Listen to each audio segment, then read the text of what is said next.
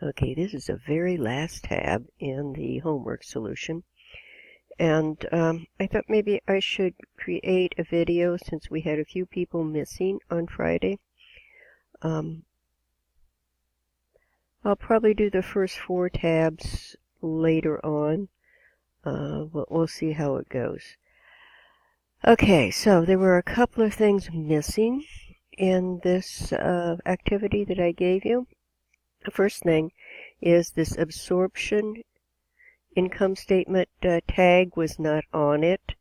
So these numbers here are simply there to be compared to what we come up with the variable one here, because this is your variable income statement. So that will help a little bit as you go through this. The other thing, this is the production data that needs to be used to complete the variable income statement. So now going from there, let's start over again and see what you can come up with here. So first of all, we can actually take the sales from here for 20,000 and for 40,000. That's going to be the same no matter what.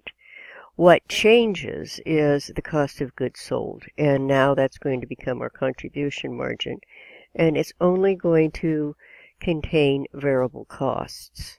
So that's going to change this number because we don't want any fixed costs loaded into this contribution margin. Those fixed costs will all be added down here, right here.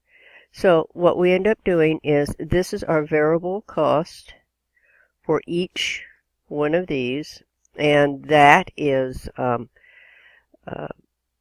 calculated by multiplying times the number sold. So we have 20,000 times 5 here, and we have 40,000 times 5, and it comes to 200,000. So you'll do that with all of these, all the way down to here. And then you'll have to come over here and pick up the variable selling at 250 and multiply that times the number sold. And that will give you your total variable costs right here, 470 and 980, or not 940, sorry. Those are then subtracted from the sales to give you the contribution margin, which basically is saying that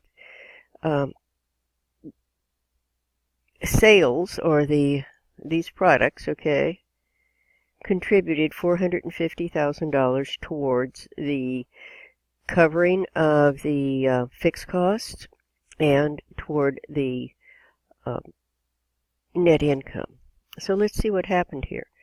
Let's go down here and look and see what our fixed costs are. Well, you can't take this here as being fixed costs, the selling and admin, because that's got variable costs in it, and we've already taken our variable cost out here. So our fixed selling and admin costs are $240,000 for both years. And then we have to look at the fixed overhead. That has to be accounted for and removed, and that's for the units produced. So we produced 30,000, and the fixed overhead was $10 each. So that's going to be 300,000 for here and 300,000 for here.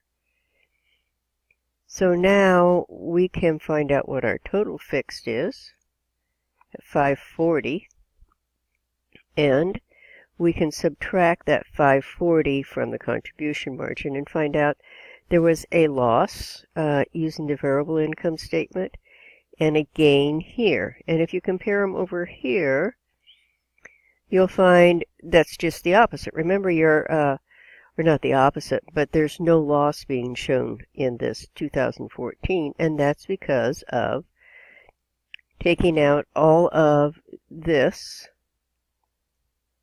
fixed overhead. In this one, that fixed overhead is buried, some of it is buried in the inventory that didn't get sold. And then here we pick that up because we've sold all the inventory. So that's how you would do a variable versus an absorption, and why this variable can be really important, because it can tell you where there's a loss, whereas sometimes with the absorption income statement, the fixed costs get buried in inventory until you sell them.